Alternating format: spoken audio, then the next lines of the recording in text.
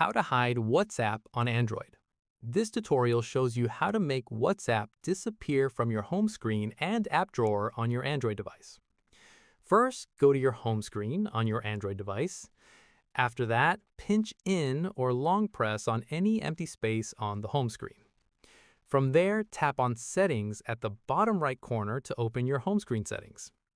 At this point, scroll down and tap on Hide Apps on Home and App Screen.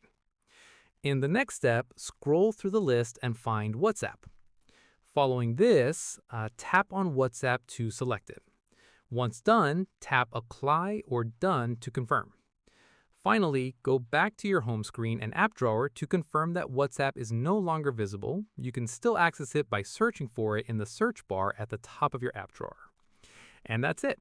If this Android guide helped you hide WhatsApp from your home screen, give it a like, subscribe for more Android tutorials, and tap the bell icon for updates.